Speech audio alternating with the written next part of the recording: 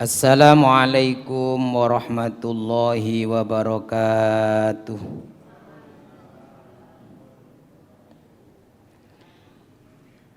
Bismillahirrahmanirrahim. Alhamdulillahi rabbil alamin. Wassalatu wassalamu ala sayyidina wa maulana Muhammadin wa ala alihi wa sahbihi ajma'in, amma ba'du. Para hadirin, para jamaah rahimakumullah.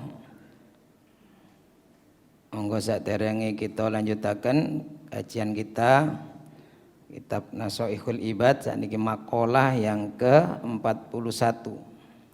Kita awali dengan baca Quran suratul Fatihah dengan niatan mudah-mudahan apa yang menjadi hajat-hajat kita, doa-doa kita diijabah oleh Allah Subhanahu wa taala, dimudahkan semua urusan kita, urusan dunia dan akhirat kita. Ila hadratin Nabi Muhammadin sallallahu alaihi wasallam wa alihi wa ashabihi ajma'in, wa ila walidaina wa asatidana al-muslimina wal mu'minina min wa li husuli maqasidina allati tarda'anna biha. Al-Fatihah. A'udzu billahi minasyaitonir rajim. Bismillahirrahmanirrahim. Alhamdulillahi rabbil alamin arrahmanir rahim maliki yaumiddin. Iyyaka na'budu wa iyyaka nasta'in. Ihdinas siratal mustaqim. Siratal ladzina an'amta 'alaihim ghairil maghdubi 'alaihim waladdallin. Amin.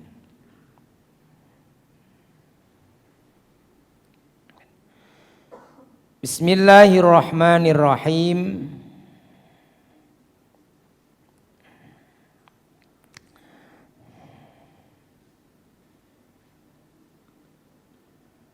Tulis tulisannya kualik mboten? Mboten. Al-maqalatu al-hadiyatu wal arbaun. Ini maqalah yang ke-41. Kila dikatakan idza aradallahu bi 'abdin khairan. Idza aradallahu, apabila Allah menghendaki, bi abdin, kepada seorang hamba, khairon, kebaikan, ai khairon kamilan, kebaikan yang sempurna. Jika seseorang itu dikehendaki oleh Allah baik, memiliki kebaikan yang sempurna, faqahahu fiddin, maka Allah fahamkan dia, faqahahu, Allah berikan kefahaman, Allah fahamkan dia fiddini, tentang urusan agama.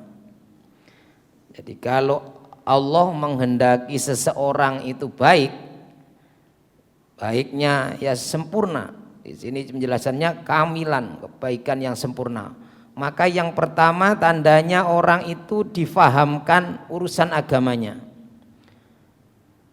ai usulihi wa furu'ihi, yaitu baik urusan masalah-masalah agama yang mendasar, masalah akidahnya, maka masalah syariat yang mendasar, atau furu'iyah, cabang-cabangnya.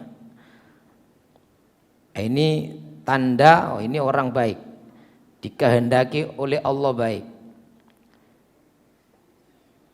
Bagaimana dia itu tandanya kok dipahamkan? Dia diberikan kecintaan untuk belajar memahami agamanya. Jadi kalau lihat seseorang, lihat anak jenengan kok senengane ngaji, jak ngaji semangat, oh ini alhamdulillah, ini tanda-tanda ini anak baik. Senengane cangkruan ae nang warkop, ini tandai gak baik nanti. Jadi kalau senengane nang masjid, wah sudah dipastikan ini senengane ngaji. Nek dijak ngaji semangat. Nah ini pertanda dikehendaki oleh Allah ini baik, khairon kamilan, memperoleh kebaikan yang sempurna. Wazahadahu fit dunya, wazahadahu, dan dizuhudkan dia, dijadikan orang yang zuhud. Zuhud itu tidak tamak terhadap urusan dunia. Kalau urusan dunia neriman. Jadi orang yang dikehendaki baik oleh Allah biasanya kalau membahas urusan dunia gak patek seneng, eker, neriman, zuhud, tidak tamak, tidak rakus, musyawarah dengan keluarganya masalah bagian warisan ya wis neriman, wis terserah. Ya apa apike, ana sing ngeyel lah misalnya. Bagian-bagian apa saja itu neriman. Nah ini zahadahu fit dunya. Dalam urusan dunia dia zuhud, tidak tamak. Jadi zuhud itu lawannya sifat tamak, serakah. Wa basarahu bi'uyubi nafsihi, dan penglihatannya itu melihat pada aibnya sendiri. Jadi menyadari kekurangannya, lebih senang mengoreksi dirinya sendiri. Jadi orang yang dikehendaki baik itu orang yang senang introspeksi diri, tidak senang cari-cari kesalahan orang lain. Nah ini, kalau ada orang karakter seperti ini, wah ini pertanda orang baik. Jadi ada 3 tanda ini. Ada 3 tanda, kesimpulannya ada 3 tanda orang yang dikehendaki oleh Allah baik. Kadang kan orang diberi harta banyak belum tentu ini pemberian yang baik. Orang diberi harta banyak justru tambah lupa kepada Allah. Orang diberi pangkat yang tinggi justru ini bukan pertanda baik. Justru pertanda awal dari kesengsaraannya.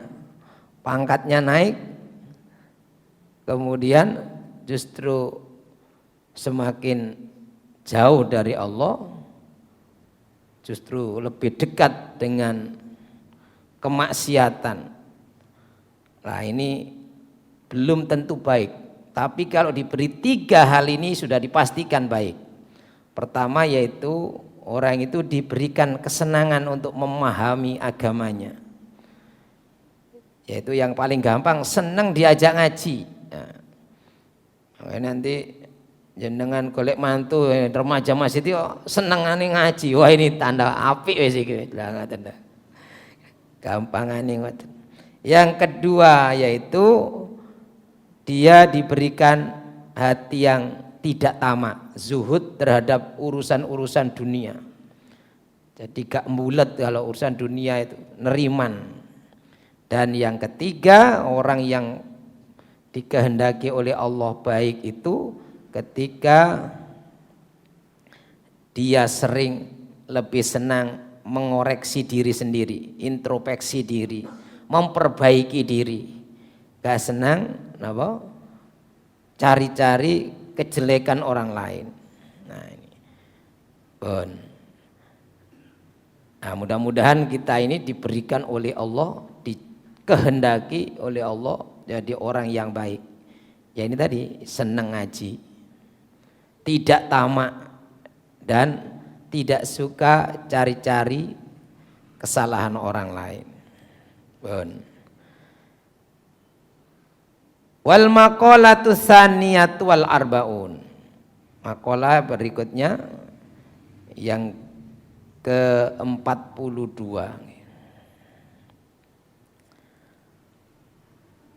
An Rasulillahi sallallahu alaihi wasallam. Jadi ini hadis Nabi dari Rasulullah sallallahu alaihi wasallam. Annahu qala, bahwa beliau ini bersabda. Nabi sallallahu alaihi wasallam bersabda, hubbiba ilayya min dunyakum salasun. hubbiba ilayya, aku diberi kesenangan oleh Allah. Jadi disenangkan atau aku senang katanya. Min dunyakum, dari urusan-urusan duniamu. Itu salasun, 3 hal. Jadi ay mahbubatakum mimma bainas samawati wal ard. Jadi hal-hal yang kalian cintai, kalian senangi di dunia ini, dan itu di Rasulullah ya senang. Itu ada 3 hal. Jadi 3 hal ini yang dari urusan dunia yang dicintai oleh Rasulullah. Yang pertama yaitu at-thayyibu atau at-tibu, harum-haruman. At-tibu, harum-haruman. Rasulullah senang memakai wangian. Maka kemudian kita disunahkan memakai harum-haruman. Mau sholat, mau ke masjid itu sunnah memakai wewangian. Bahkan sampai orang mati pun mandikan sunnah diberi wewangian. Nah, ini. Itu karena disenangi oleh Rasulullah. Kemudian wan nisa'u, dan istri-istri. Ya Nabi itu menyayangi istri-istrinya. Jadi jenengan kalau menyayangi istri-istrinya berarti sunnah. Rasul itu enggak harus yang rumit-rumit. Menyayangi istri itu adalah sunnah Rasulullah. Jadi lek eker ae mbek sing wedok bendina tukaran ini bukan sunnah Rasul. Jadi menyayangi istri-istrinya. Bahkan Nabi memanggil istrinya ya dengan panggilan-panggilan yang sayang. Yang masyhur ya ketika memanggil Aisyah ya Humaira, itu panggilan yang sayang. Demikian juga kepada istri-istri yang lain. Cuman itu yang riwayat yang masyhur.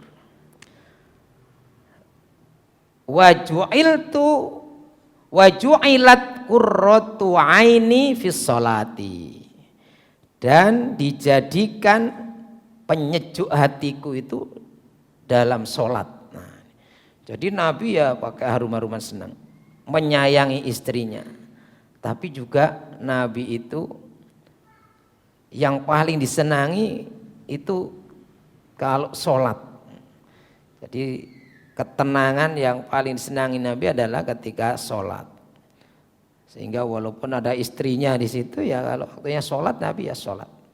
Bahkan dalam satu riwayat itu sengaja dikerjai lah sama Aisyah itu. Karena Nabi itu ya sholatnya di kamarnya situ. Jadi Aisyah itu sengaja tidur di depannya. Di depannya itu. Ya mungkin orang tidur ya. Terlihat yang menarik Nabi, tapi Nabi tetap sholat saja. Kalau kita mungkin jenengan nggak situ sholat. Apalagi kan Aisyah itu istri yang paling disayangi, yang paling muda, paling cantik. Tapi Nabi ketika sholat ya sudah fokusnya ke sholat. Nah itu waju'ilat qurratu aini fis sholati. Jadi ini yang senangi Nabi itu adalah saat-saat ketika sholat. Nah, mudah-mudahan kita juga begitu, bisa menikmati sholat kita.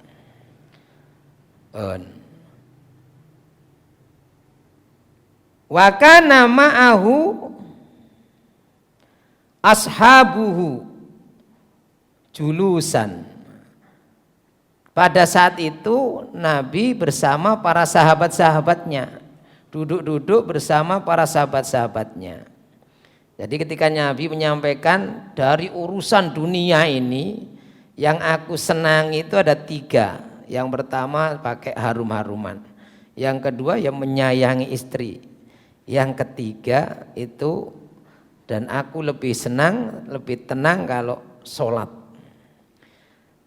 Nah waktu itu duduk-duduk dengan para sahabat-sahabat yang lain. Faqala Abu Bakrin As-Siddiq radhiyallahu taala anhu.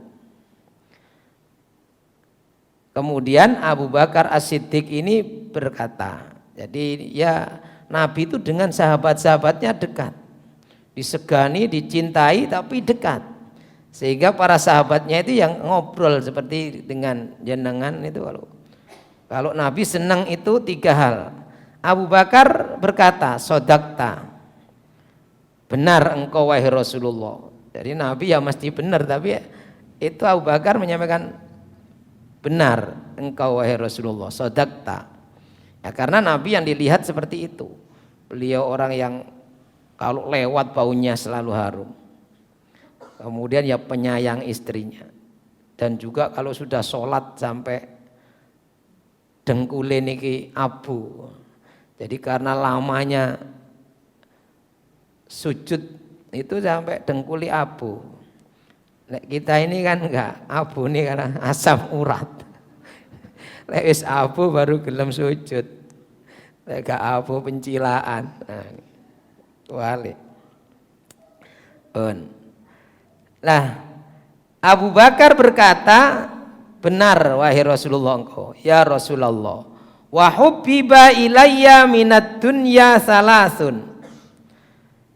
Dan aku disenangkan, aku diberikan kesenangan dari urusan dunia juga ada 3. Jadi Abu Bakar juga menyampaikan, ya saya juga ada 3 hal yang aku cintai, yang aku senangi, yang lebih aku senangi. Apa kata Abu Bakar? Yaitu an-nadhru ila wajhi Rasulillah. Yang pertama, saya ini sangat senang melihat wajah Rasulullah. Jadi melihat wajah Rasulullah itu adalah hal yang paling dicintai oleh Abu Bakar, paling disenangi. Jadi tidak ada bosennya. Inilah yang dilakukan Abu Bakar. Jadi Abu Bakar ini orang yang sangat cinta kepada Rasulullah, bahkan satu-satunya orang yang mendampingi Rasulullah ketika hijrah. Ketika Rasulullah hijrah ke Madinah, itu yang mendampingi bersembunyi di Gua Tsur itu Abu Bakar. Bahkan ketika Rasulullah tidur di pangkuan Abu Bakar, kemudian Abu Bakar itu karena melihat ada ular, ada konon ada yang namanya kalajengking, itu mau ini ada lubang di situ, mau menyengat Rasulullah, ngentup Rasulullah, itu lubangnya ditutup dengan tangannya. Akhirnya ya Abu Bakar yang dipatok ular itu. Sampai kemudian sambil menahan sakit itu nangis, tidak sadar meneteskan air mata karena di atasnya itu ada orang-orang kafir Quraisy yang ngejar, itu sudah sampai di atasnya. Jadi Gua Tsur jenengan kalau ya mudah-mudahan nanti sempat berziarah ke sana. Nah itu ya bukan seperti gua di Indonesia, gua sana itu pokoknya wonten watu gede-gede, ini sore wonten kenging damel ngiyup disebut gua. Jadi itu kalau dilihat dari atas dari jauh ya nggak kelihatan karena batu-batu semua. Tapi seandainya mendekat sedikit gitu ya pasti kelihatan. Jadi musuh itu sudah ada di daerah situ. Abu Bakar takut menahan rasa sakit itu nggak kuat, kemudian diempet. Akhirnya air mata yang keluar. Takut mau merintih menahan sakit itu. Kemudian menetes ke pipi Rasulullah. Kaget Rasul bangun. Ditanya ada apa? Ternyata itu digigit ular itu. Kemudian diludahi oleh Rasulullah dan tidak berbahaya, sembuh. Rasulullah menenangkan justru, la takhaf wa la tahzan, innallaha ma'ana.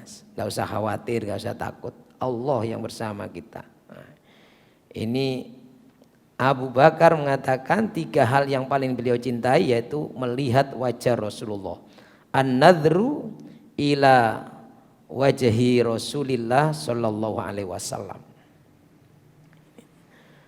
Kemudian yang kedua,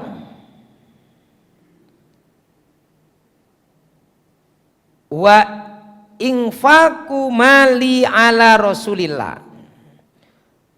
Wa infaqu mali ala Rasulillah. Yang kedua yang disenangi Abu Bakar yaitu menginfakkan hartaku. Jadi menginfakkan, mengeluarkan harta untuk Rasulullah. Jadi apa saja untuk perjuangan Rasulullah dikeluarkan oleh Abu Bakar. Bahkan beliau banyak mengeluarkan hartanya untuk membebaskan budak-budak saat itu. Ini yang paling disenangi, ketika bisa menafkahkan hartanya untuk Rasulullah.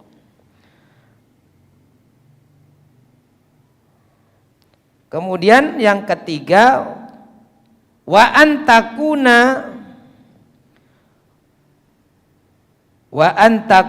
ibnati tahta Rasulillah. Kayak di sini wa ayyakuna. Wa antakuna ibnati tahta Rasulillah.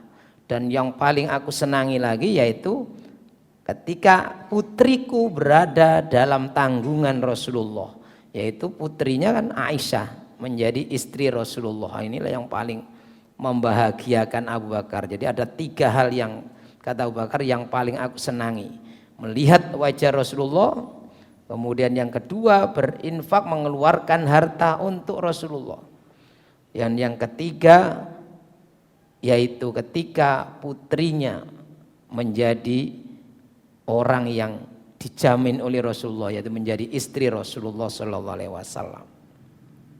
Nah, mendengar itu Umar nyaut lagi karena disuruh duduk-duduk. Faqala Umar radhiyallahu an. Sayyidina Umar berkata, "Shadaqta ya Abu Bakrin." Sampean benar Abu Bakar. Jadi saling berdiskusi gitu paling. Beliau juga menyampaikan 3 hal. Wa hubbiba ilayya minad dunya salasun. Jadi uniknya para sahabat itu ini 3 hal. Ya saya juga paling senang 3 hal. Umar mendengar, ya saya paling senang urusan dunia 3 hal. Sesuai karakter masing-masing. Apa itu al-amru bil ma'ruf? Kata Umar bin Khattab, yang pertama yaitu ajak-ajak kepada kebaikan atau memerintahkan. Bahkan ketika Umar ya jadi khalifah, senangannya ngajak kepada kebaikan. Nah itu yang paling disenangi Umar. Gak bisa diam, tidak bisa baik sendiri, tapi beliau selalu mengajak kepada kebaikan. Al-amru bil ma'ruf. Kemudian yang kedua yaitu wan nahyu 'anil munkar. Yang paling senangi oleh Rasulullah yaitu mencegah kemungkaran. Maka Umar itu orang yang tegas kalau melihat kemungkaran. Jadi ya memang orangnya ini pemberani, pendekar. Kalau sekarang mantan preman lah. Jadi dulu Umar itu tukang pegulat. Jadi ada yang mengatakan sampai 3 periode itu enggak terkalahkan.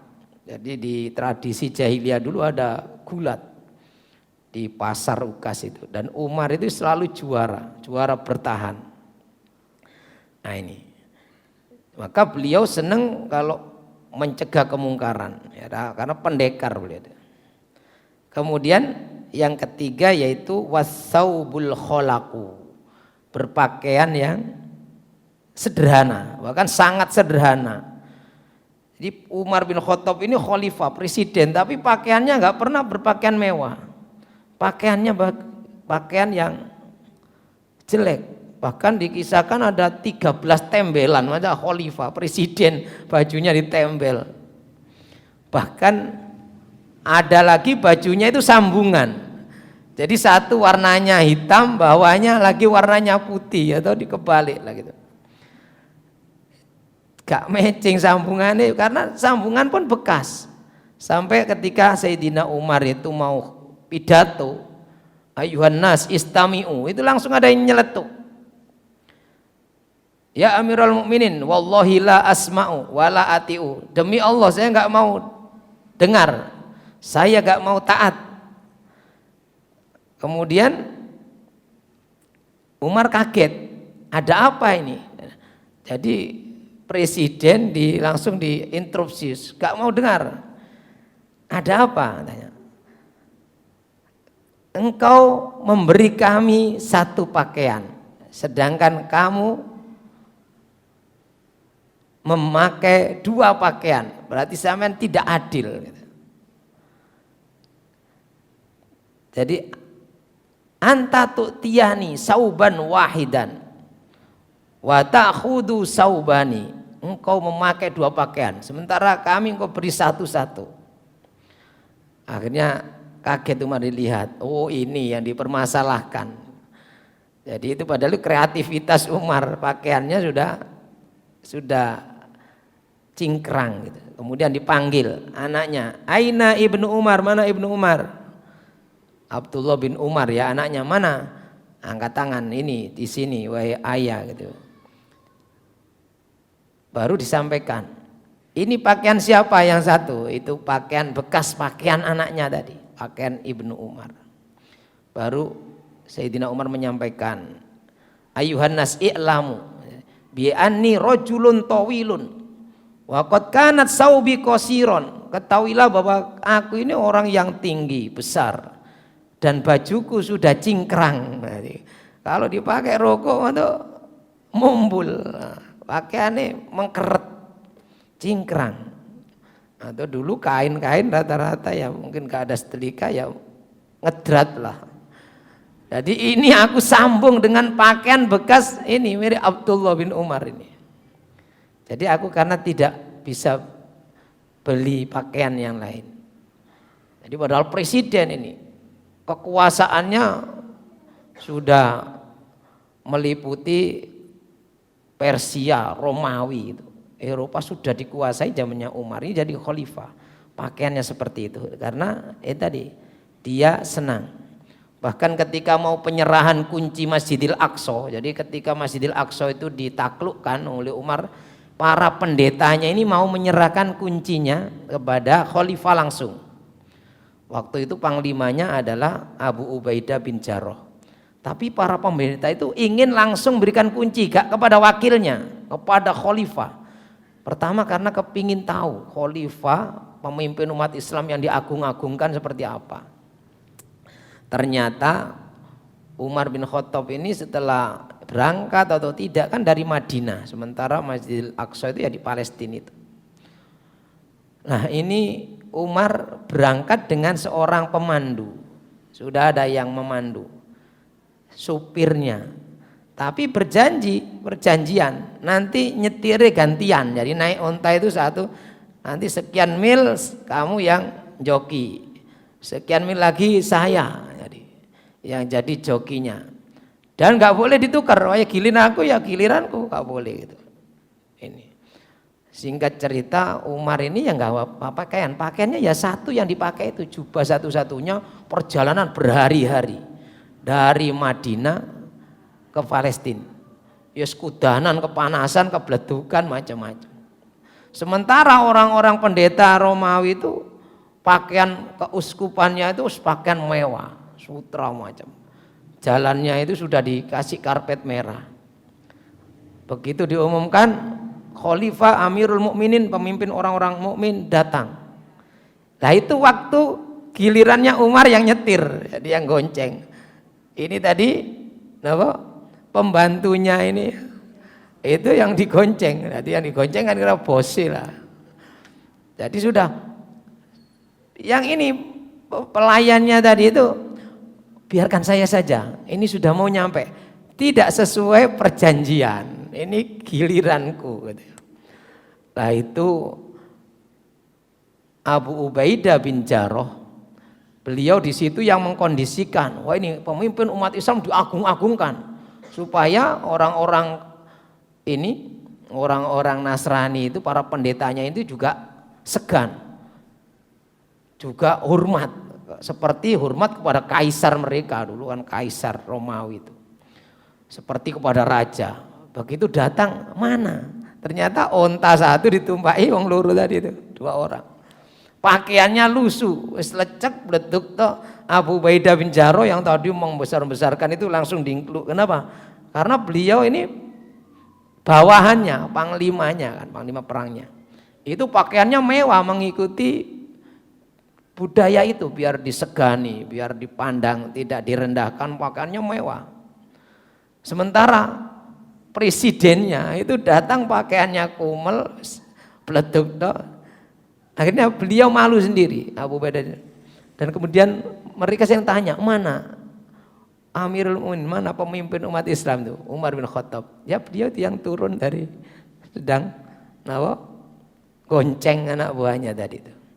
Nah, ini kesederhanaan Umar bin Khattab. Jadi kesimpulannya tadi itu tiga hal yang dicintai oleh Rasulullah, yaitu menggunakan wangi-wangian, menyayangi istri, kemudian ketenangan dalam sholat itu yang dicintai Rasulullah. Kemudian kalau Abu Bakar, hal yang dicintai, disenangi Abu Bakar yaitu memandang wajah Rasulullah, menginfakkan, mengeluarkan harta untuk Rasulullah, untuk perjuangan Rasulullah.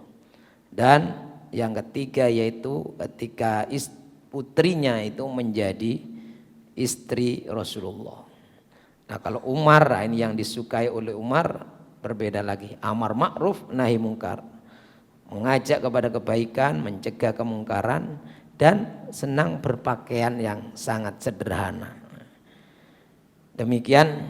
Nah nanti ada sahabat Utsman, komentar lagi. Jadi itu kedekatan Rasulullah dengan para sahabatnya. Ada tiga juga, Ali ada tiga. Insya Allah nanti akan kita lanjutkan pada minggu depan insya Allah. Demikian, mudah-mudahan ada guna dan manfaat.